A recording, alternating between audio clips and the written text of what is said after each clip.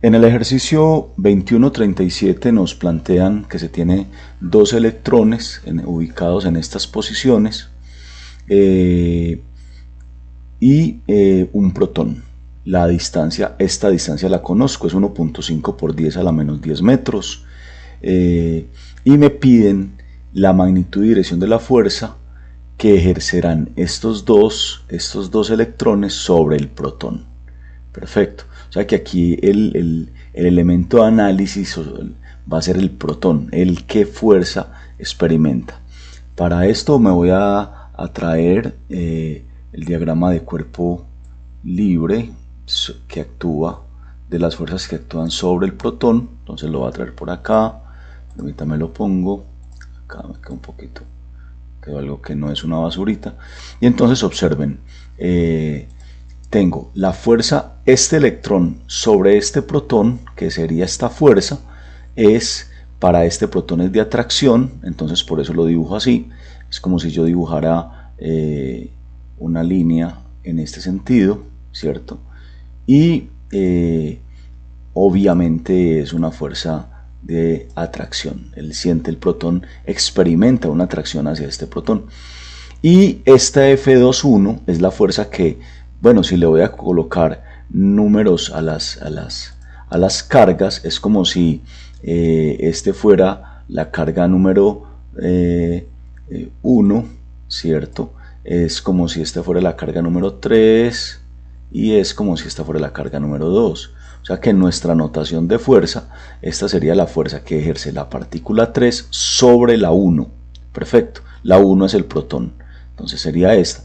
Y observen esta fuerza que da acá, que es la fuerza que hace este electrón de la derecha sobre el protón, que es también de atracción. Correcto. Entonces es como si él estuviera haciendo esta fuerza también de atracción. ¿Estamos de acuerdo? Y aquí lo voy a marcar así, ¿cierto? Entonces aquí está el diagrama de fuerza. Muy bien. Sobre eso ya lo que arranca es una carpintería. ¿En qué sentido? Primero, pues calcular la magnitud de la fuerza. Esa magnitud de la fuerza, ustedes bien lo saben que la calculo con la ley de Coulomb. Entonces por aquí vengo, la calculo. Aquí estoy calculando la fuerza que este electrón ejerce sobre este protón. Entonces es K, la constante de Coulomb, 9 por 10 a la 9, la multiplicación de las dos cargas, tanto el electrón como el protón tienen la misma carga, que es 1.6 por 10 a la menos 19 coulombs. Entonces como es Q por Q, o sea que queda esta carga por esta carga queda al cuadrado, esta carga por esta carga queda al cuadrado, 1.6 por 10 a la menos 19 al cuadrado, y dividido por esta distancia de separación, por R cuadrado. Esa distancia me la dieron acá, observen, esa distancia me la dieron, 1.5 por 10 a la menos 10 metros, y queda elevado al cuadrado. Hago el cálculo, ¿cierto? Entonces obtengo este valor, ustedes lo pueden rectificar, y pues evidentemente la fuerza que la partícula 2 hace sobre la 1, ¿cierto? Este electrón sobre este, pues va a dar lo mismo, y va a dar lo mismo porque no estoy variando absolutamente nada, o sea, no estoy variando ni las cargas ni estoy variando la distancia. Entonces esta distancia es exactamente la misma y el valor de las cargas es exactamente igual, o sea que es como si yo estuviera haciendo esta operación acá. Correcto. ¿Qué viene ahora? Si yo conozco ya estos dos vectores con sus magnitudes, lo que viene es la descomposición vectorial. Voy a descomponer el F31. Esta fuerza la voy a descomponer. Ella tiene dos componentes, las voy a marcar acá, y entonces la voy a poner con rojo. Va a tener dos componentes, esta componente de acá y esta componente de acá, ¿cierto? Va a tener dos componentes y el cálculo es a través de seno y coseno, ¿cierto? Como se hace vectorialmente y yo obtengo este valor. O sea, en el eje X, esta será la componente del eje X y esta será la componente en el eje Y. Uy, espérenme y esta será la componente en el eje Y, ¿cierto? Ahí está. Hago la flechita acá. Entonces hay dos componentes, f3,1x, que es este valor que tengo acá, este valor multiplicado por el coseno de alfa, por coseno de 65 grados.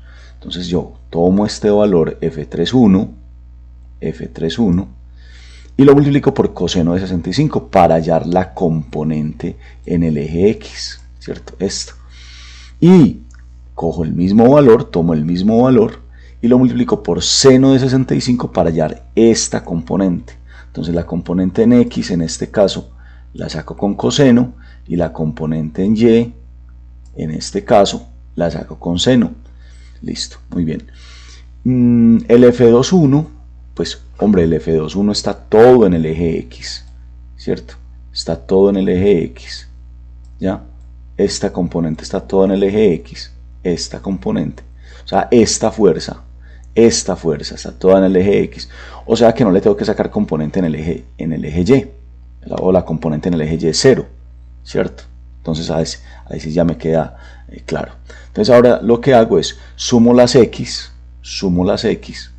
entonces llego, sumo las X, y entonces lo voy a colocar por acá, aquí está. ¿De dónde sale este total en X? Entonces se los voy a mostrar, lo voy a señalar con otro color, va a ser de la suma de esta componente en el eje X con la F2,1, que también está toda en el eje X. Entonces sumo esta componente con esta componente, que están todas en el eje X, y me da 1,45 por 10 a la menos 8, correcto. Entonces eso me dio la componente en el eje X. Y la componente en el eje Y, ¿cierto? La componente en el eje Y, entonces va a ser toda esta, porque esta es la única que hay componente en el eje Y. Entonces la componente en el eje Y, lo coloco acá, que es este valor de acá. Lo voy a colocar con otro color, voy a colocar con un verde. Esta va a ser la componente en el eje Y. Porque recuerde que este vector, la fuerza que el electrón de la derecha hace sobre este, no tiene componente en el eje Y. Y entonces solamente dejo la componente que le hace el 3 sobre 1. Listo. Y ahí me queda la componente. Entonces ya lo que aplico es Pitágoras para sacar la resultante total de las dos componentes, la fuerza total en X y la fuerza total en Y. Aplico Pitágoras de esos dos valores, ¿cierto? Teorema de Pitágoras, y obtengo este valor. Recuerde que voy a recordar un poquito que la resultante siempre será igual a la raíz cuadrada de la resultante en X, de las X al cuadrado, más la resultante de la Y al cuadrado. ¿Listo?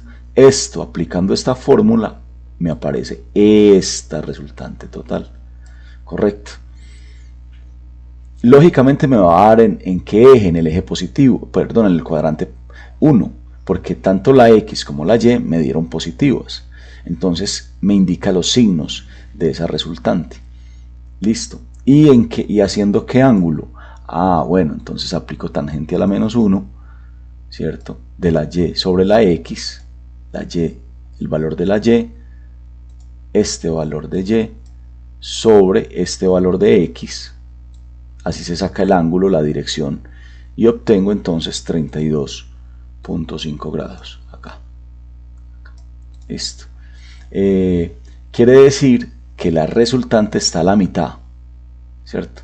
Es como si me estuviera dando una fuerza total, o sea que la suma de esta fuerza más esta fuerza me da una fuerza resultante dirigida en toda la mitad de las dos fuerzas anteriores. Y aquí queda pues resuelto el problema. Importantísimo en este problema repasar descomposición vectorial, ¿cierto? Miren que es un problema más de descomposición vectorial, correcto, y de suma de vectores, no tiene mayor complicación. Le invitaría entonces para que si usted siente dificultades con ese tema de la descomposición vectorial, de las componentes de un vector, de cómo se saca la resultante y el ángulo de la resultante, si haga una revisión de esos temas.